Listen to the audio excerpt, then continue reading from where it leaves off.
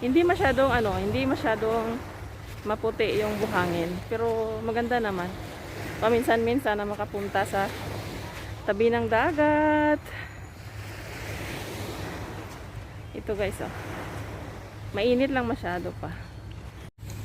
So dahil ngayon ay Sunday, maraming tao, mayroong nagbabike, mayroong nagpipiknik, ayan. Mayroong nagja-jogging lang. Yung iba naman pamilya lang may dalang mga pagkain, ayan. 'Di ba? Naglalaro yung mga bata sa buhangin. Yung mga nanay kumakain-kain, ayan. Tingnan niyo guys, may nagbabalibol pa doon, oh. Ayan. Mainit pa siya actually kahit hapon na, 4 something na, pero mainit pa rin.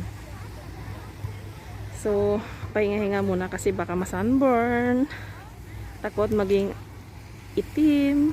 Why don't we just go to back to my Ayan guys, oh na.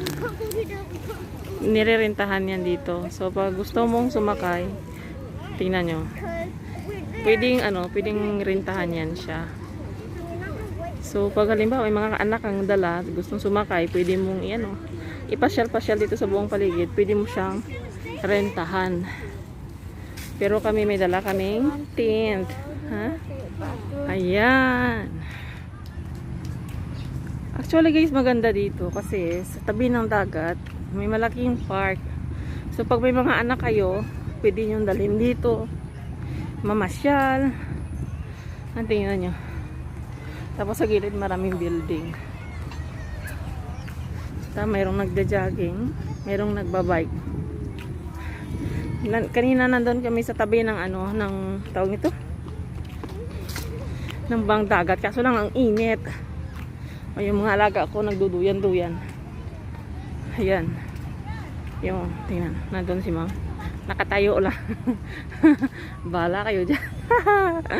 Hindi naladala nila ako. Di, duyan pa more. Ayan. Akala ko kasi kanina hindi nila ako dadalhin. O dinala nila ako. O di, maka-vlog ng konti. Ayan. Di ba maganda ng view? May building pa dyan, oh. Yan. Nandito kami sa East Coast ngayon. Ayan, tingnan mo. Yung dalawa kong alaga. Paduyan-duyan lang.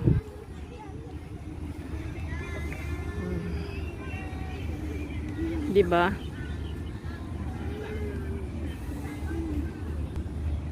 Bulaga!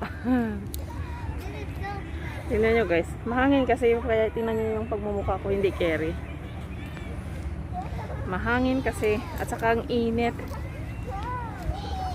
Yung puti ko na, yung pagkaputi ko na hilaw, nawala bigla. Tingnan nyo. Ay nako. Susi na sasakyan ang dala ko. Wala naman silang, si Ma'am na pakialam pag nagbibideo-video ako, eh. Ayan. Kaso na nakakapagod. Maglakad-lakad muna. Ganito pala yung feeling pag ang tagal-tagal mo nang hindi nakalabas.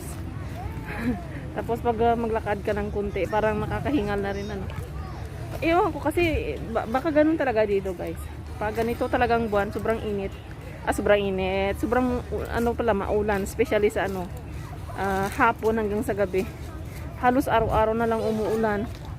Pero mas okay siya kasi ulan lang ba. Ayan. Punta tayo dito. Maraming mga dito, mga lugar na Ayan, merong seahorse. Merong seahorse na. Ayan, oh. Gawa sa kahoy. Ayan. Ay guys, ang ganda dito. Grabe. Tingnan nyo. Ayan. Mr. Seahorse. At saka ang lalaki ng in fairness ng kahoy. Tingnan nyo guys. Ang laki. Pag nandito ka, bawing-bawi naman yung init na nararamdaman mo kanina sa tabi ng dagat. Ang ganda-ganda naman dito. Ay nako. Ayan. Ang lalaki ng kahoy, akalain mo. Pero alam nyo ba guys, dito kahit ganito tong Singapore na maraming building, marami kayang unggoy dito kahit saan lang may makita ka. Yun nga lang, bawal silang pakainin. Kahit kahit yung mga ibon dito, wag mong pakialaman kasi pag nakita ka na pinapakain mo, may multa yun eh. Kaya pag gusto mong umupo, okay lang dito. May meron siyang upuan. Tingnan nyo guys, may pinutol na kahoy tapos ginawa siyang upuan. So pwede siyang upuan. Ayan. Tingnan nyo. So sa mga pagod na katulad ko, ayan, na nanggigitata na yung mukha sa pawis. Ang sarap talagang umupo. Ay nako, parang ano, parang nasa ano ka lang, nasa tabi ng ano, ng gubat, di ba? Ayan. Pero ano siya, modernized na gubat in fairness. Kasi tingnan nyo guys. Ayan. Di ba? Hindi ko akalain na dito kami pupunta kanina. At saka hindi ko rin nakalain na isisama nila ako. Kasi wala namang sinabi na pupunta kami dito. Kaya nagulat ang lola nyo. Grabe. Pero at least, di ba? Nakalabas din paminsan-minsan. Ayan guys, tingnan nyo, maraming nagbabike, 'di ba? Nag-exercise na sila, at least family bonding pa. Marami sila guys, oh, merong magsusyuta, magkakaibigan, magkakamag-anak, 'di ba? At saka ano na 'to, malapit na siguro 'to sa pier kasi maraming daungan ng marami nakatambay na barko doon, oh.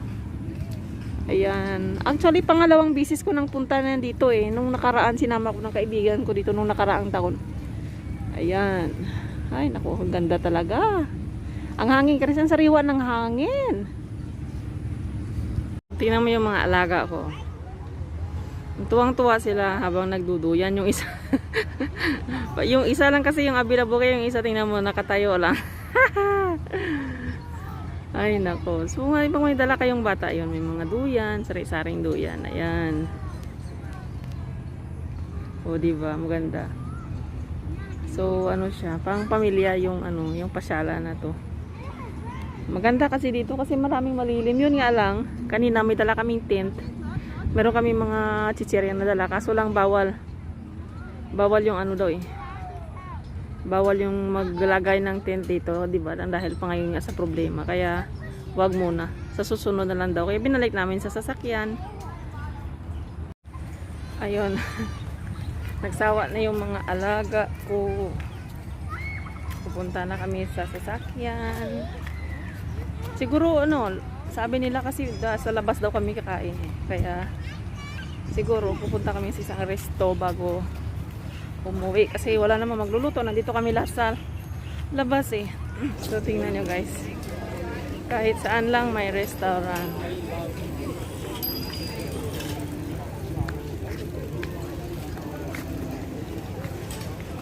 Kahit saan lang may resto. Ako, may nag-music pa. Yung makukulit kong alaga, dinala ko dito. Maganda daw kasi dito. So, tingnan natin kung anong mayroon dito. Hali kayo guys. Magagabi na, bukas may pasok pa pero nandito pa rin kami sa labas. Uy, maganda naman talaga guys. Tingnan nyo. Ayan. Sandali, ikot natin yung camera. O diba? Magkano kayang bayad dyan? Just like a small girl. Yeah. But I see. Ayan. Kaso lang madilim na eh. Ayan. Pero kahit madilim, maganda pa rin yung view ah. Ayan. O diba? Interesado yung dalawa kong alaga dito eh. Ayan. Sabi nila next year daw sasali na sila dito. Ngayon daw kasi hindi pa sila, alangan pa daw sila. Ayan oh. Oh. Wow. Hanggang tingin lang tayo guys. Ayan. Ayan, tingnan nyo. Ayun, ang galing. Ayan. Ayan, pinaano na. Pinaano na yung ilaw. Ah.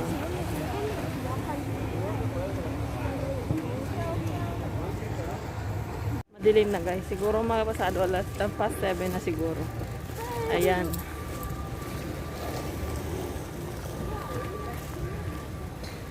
Nanggigitata na yung mukha ko sa pawis. Ang init kasi. Pero okay lang din. Diba? Nakadate ko yung mga amo ko, yung mga boss ko nandito kasama ko. Ayan. Pagod. Papunta na kami ng car park.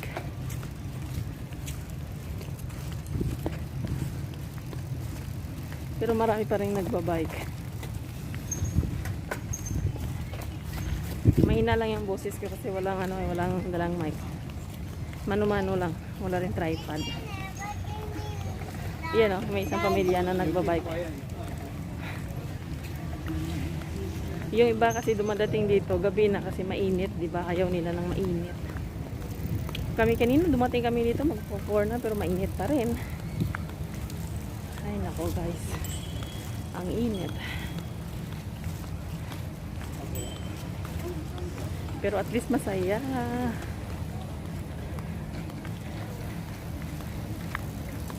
So, sa uulitin. Sa susunod na buwan, darating yung mga nanay nito. Yung mga magulang nila. Tingnan ko lang kung makakasama pa ako. Pag hindi, okay lang. Ayan. May mga music kasi kaya pinapatay ko eh.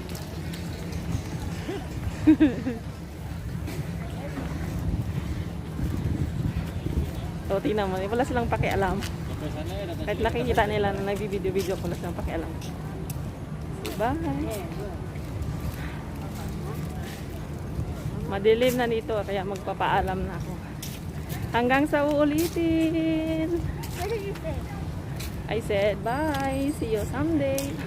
See you someday. Happy Sunday. No, today is Saturday. No? Today is Sunday, right? Yeah. Bye.